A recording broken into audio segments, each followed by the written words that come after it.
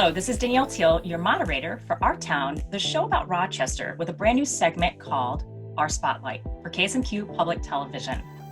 We'd like to give a big shout out to 125 Live for hosting, and we're excited about the topic today as it's going to be incredibly helpful for our community and a specific population that I care deeply about.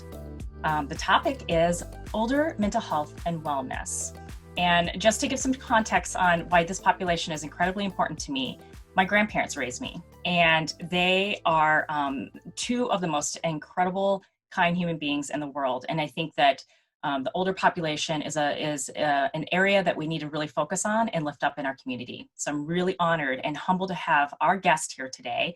And thank you all for being here. For having us.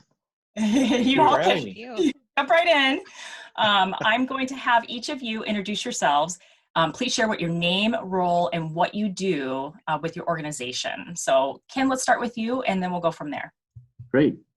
My name's Ken Baerg. I'm Operations Director here at 125 Live. Thank you, Ken. Luke, jump right in. Sure. I am Luke Mattheisen. I'm a program manager at Olmsted County. I work with our adult and family services unit, and specifically with adult behavioral health, which is kind of our focus on mental health and substance use. Great. And Sean? I'm Sean Kinsella. I'm the Executive Director for NAMI Southeast Minnesota, and NAMI stands for the National Alliance on Mental Illness. And Holly, go ahead.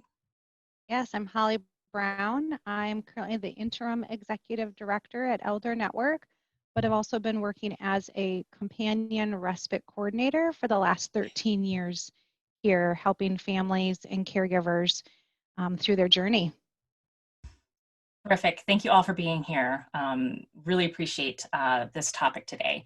So with COVID-19 still prevalent in our community, we see that the numbers, continue to rise with the spread.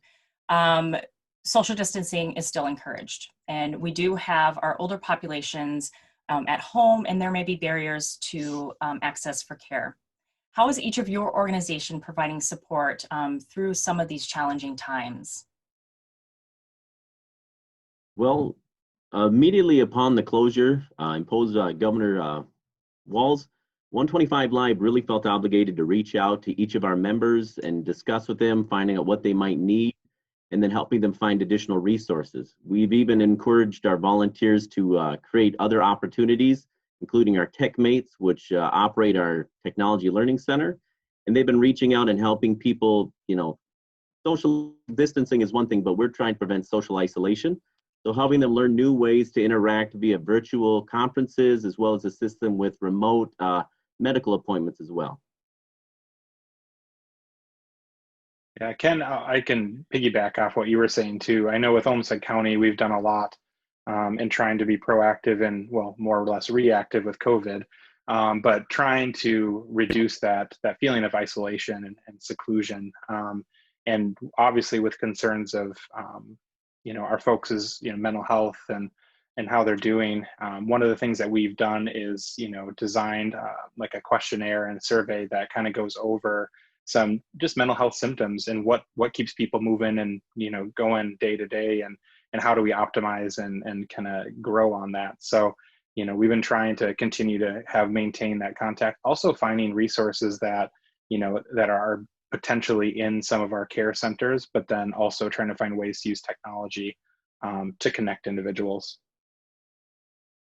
Yeah, I'll just say that here at NAMI, we initially when the pandemic started, we suspended our groups and individual support and moved to a Zoom platform.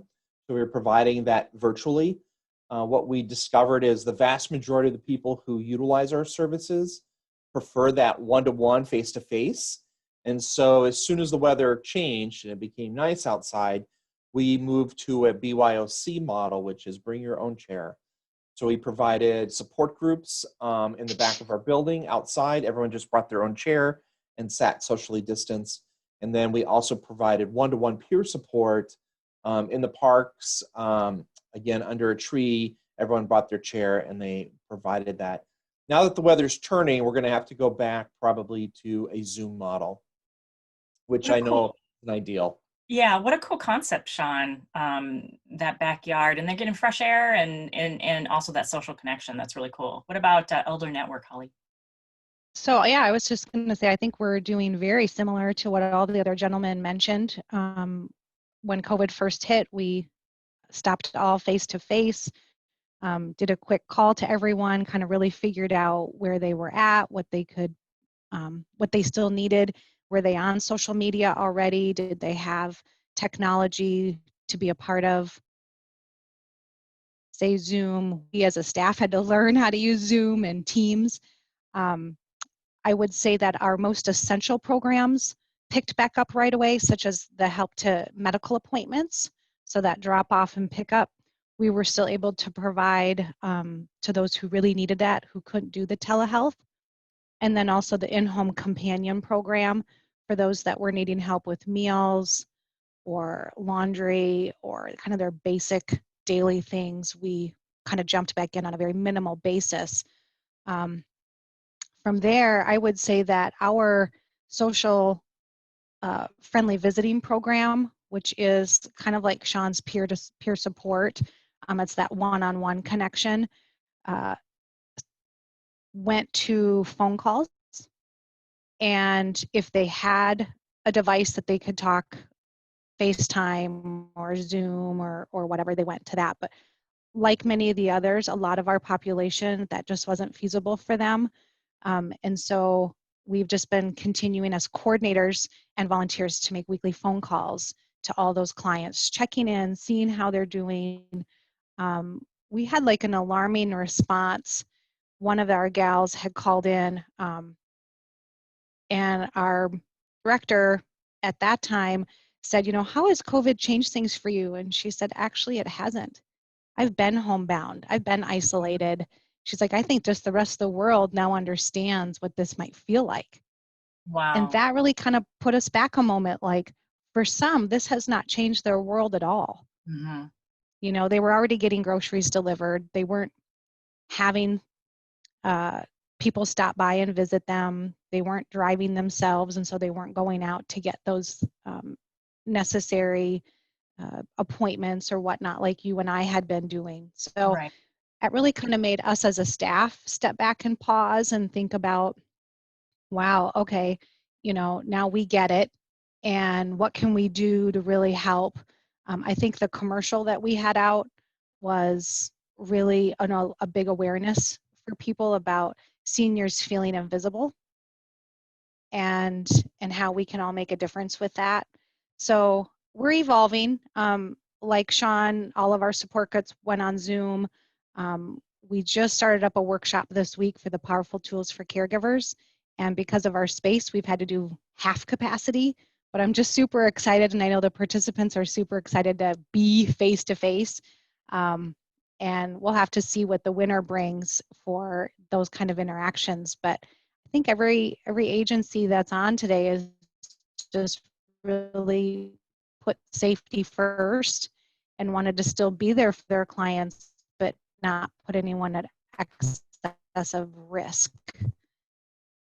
So it's definitely been interesting.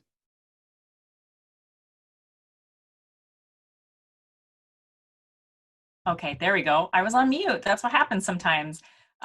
Luke, I do have a question. I want to dig deep into what you just talked about, the needs assessment. What were some of the concerns that came out of that? And then, the other people on this panel can kind of share a little bit about that. But what were some of the biggest concerns? Holly did make a good point that some of the environment didn't really change for some of our older populations. So what were some other things that you noticed? Yeah, I think that's a good observation, Holly, that you mentioned that for some folks, this, the reality and environment hasn't changed. The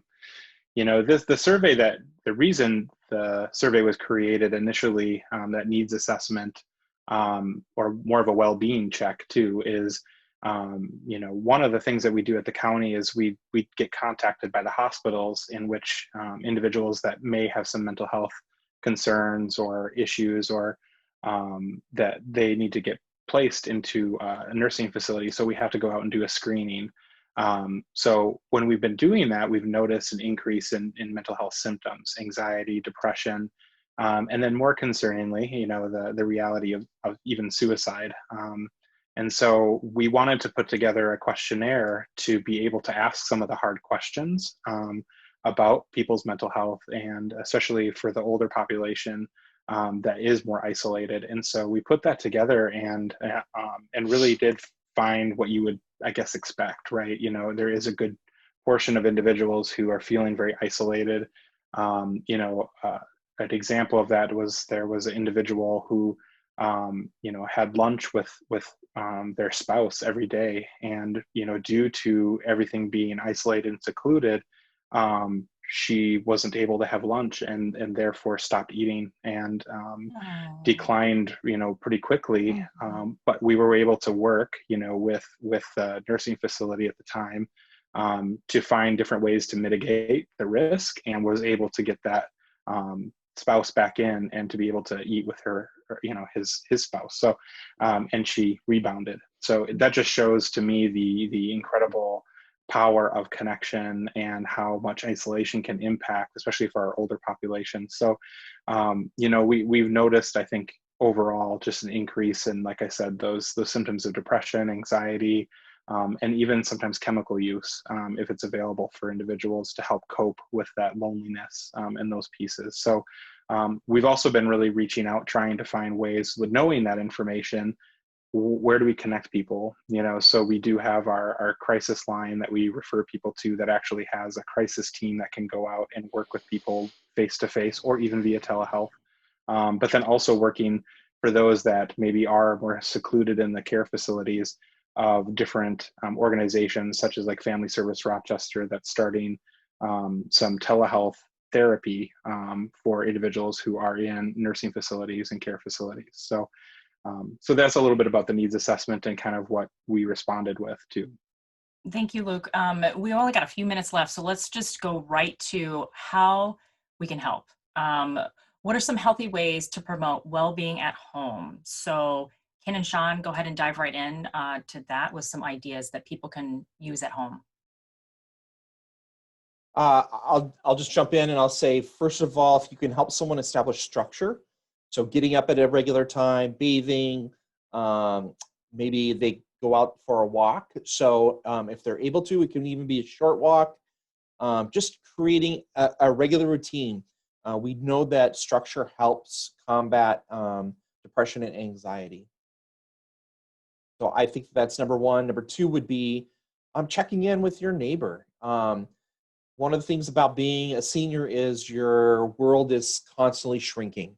Your friends and family pass away, and so that world just gets smaller and smaller and smaller the older you get. So just being compassionate and understanding of that and reaching out can be something that really does help somebody. And what you got? Well, the big thing that we see here is a huge issue is chronic disease management. So a lot of our members in their community, they might be worried about COVID-19, but they already are living with and surviving with conditions that are not exactly fun to have. Individuals who are undergoing cognitive impairment, Parkinson's disease, other mobility disorders, they have to weigh the risk and the benefit of being physically active or staying home and letting the symptoms of their condition kind of take over. So they're under a lot of unique stresses and strong desires to, stay safe. If they live in an apartment or a senior living community, there's a lot of restrictions on their ability to get out, move, and be active. But if they stay in and they stay locked up, well, not locked up, terrible term. If they stay quarantined independently, they're not going to be getting the same interaction and the social interactions, as well as just the physical benefit of moving and being really active in our community. So, that's one of the things we've seen with our Parkinson's people. We opened as soon as we could. We tried to do a curbside wellness program just because we had people who saying, if I don't get to exercising soon, I'm not going to be able to walk again. So we really wanted to just keep people moving, keeping people engaged in the community, and letting them weigh the risk for themselves as to how they can stay safe. And well, I think you all did a very good job touching on the concerns that are happening. Wow, Holly, the point that you made that things didn't really change was such a important thing to highlight, because I don't think people really understand that nothing has really changed for some individuals. And then that needs assessment, Luke, that was really eye-opening to hear that. One of the things I wanted to get to was the barriers. So, getting access and that sort of thing. And I know that was brought up a little bit with some of the transportation that's provided, and then the modified ways that people can get that support group or connection feel. Well, and I think one of the things that I know 125 Live is doing is really working on technology as a barrier. And they've received some funding for that. That is proving to be one of the biggest challenges that's come out of that. And it's affecting all ages through society. So it's not just technology, knowing how to leverage that technology, it's also connectivity. So people who don't live in Rochester itself, you've probably noticed when you have conference calls, as soon as you start getting out even one city away, people can't have their camera on and talk because the bandwidth just isn't powerful enough. So we are just, I think, beginning to scratch the surface of how we level the playing field around connectivity and technology. Really good point, Sean. We're seeing that again with all ages. I mean, the K through 12 and access to education and that sort of thing. But yes, absolutely, for our older population, that connectivity and also learning how to use applications and the iPads and laptops and that sort of thing. Luke, is there any sort of support that is provided for that too? With the needs assessment, do you identify that and pair people up? And Holly, maybe some support in that area too? Yeah, I'm not sure on the specifics of how that is being supported. I know a lot of the individuals that I'll I've let worked Luke with. go if he has a comment. Yeah, for the needs assessment piece was, most of our folks that are in the care facilities. And so, we've been trying to work with some of the staffing in those pieces and helping them get those items set up and ready to go if we're able to connect them with someone in the community, another community resource. How can people get involved? Do you go through family services to partner people, Luke?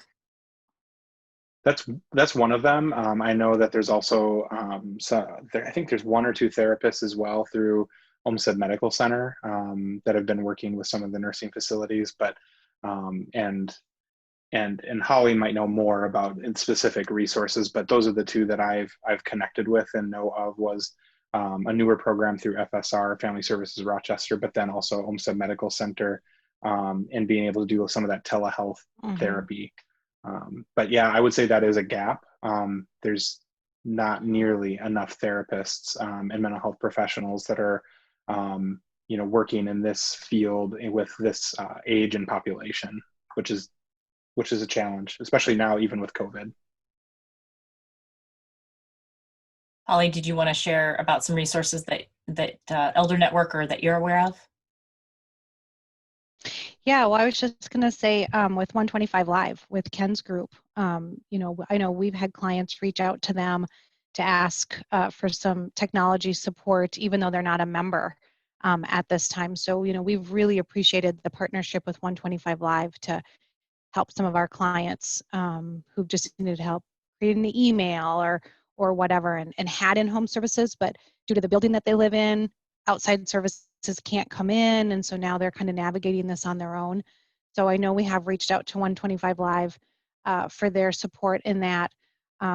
Elder Network is also working on getting a couple different grants to help us get some technology.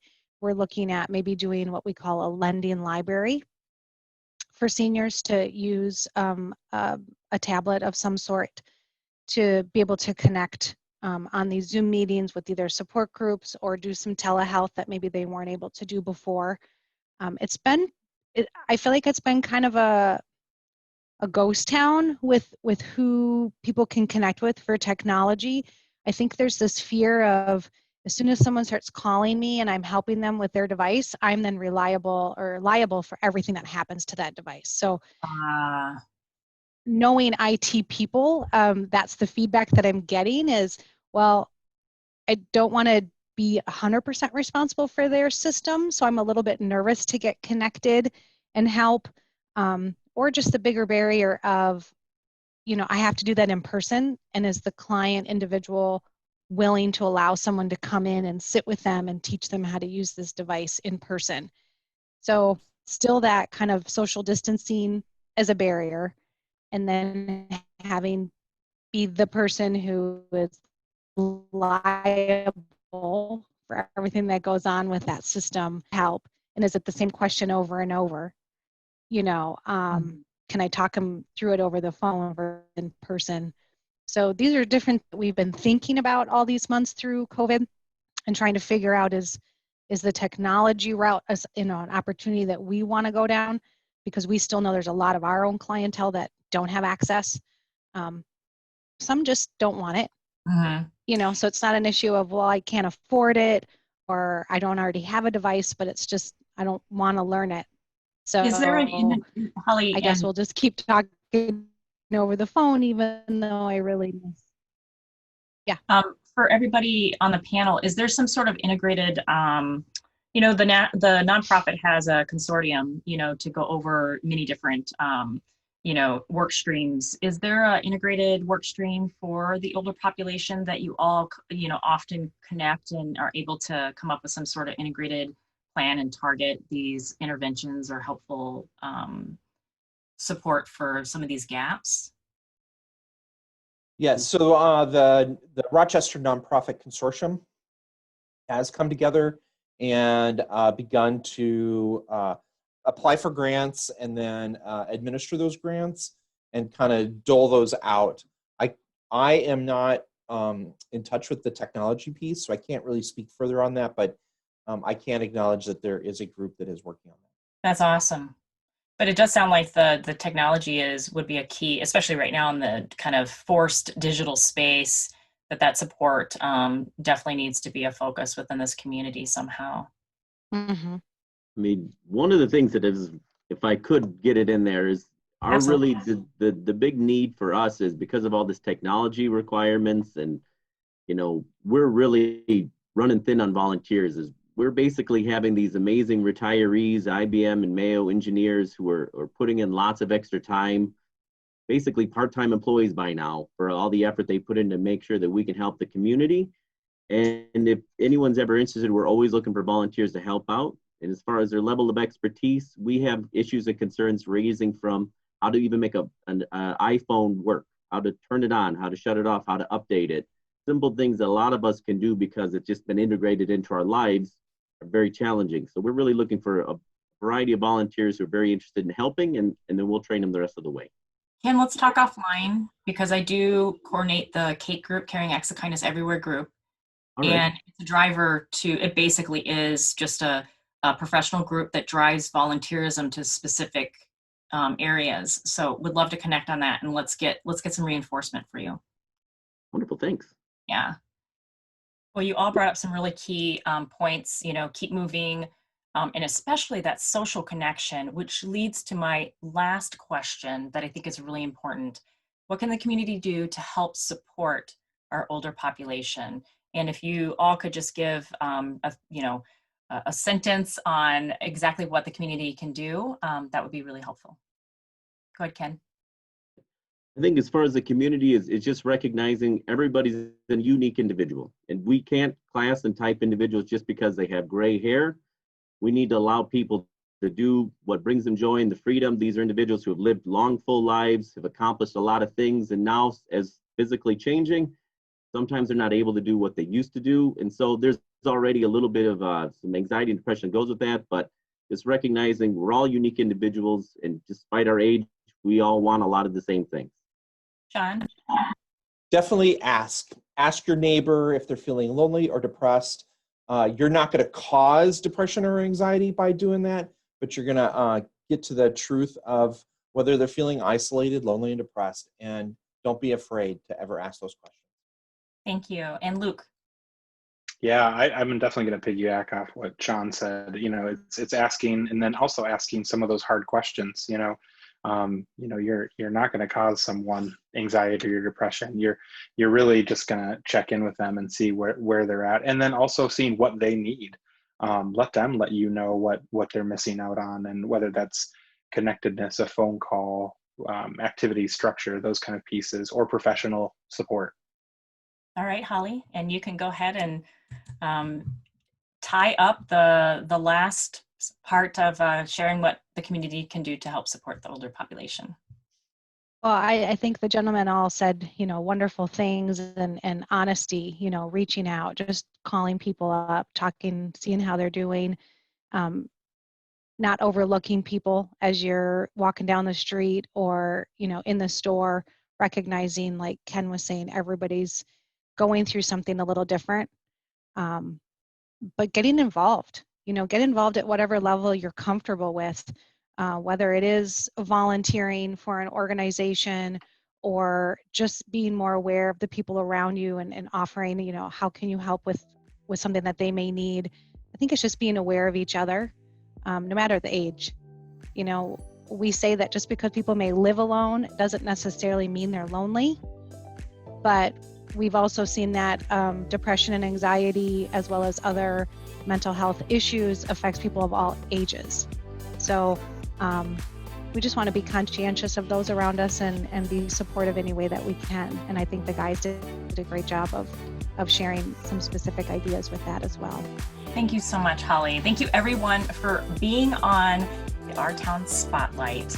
This is Danielle Teal, your moderator with KSMQ Public Television. Huge thanks to 125 Live for hosting, Sylvia doing all the coordinating and bringing the panel together, Annie, our producer, she's phenomenal, so kind to work with. You can catch up with us on Facebook or Twitter at KSMQ #OurTown.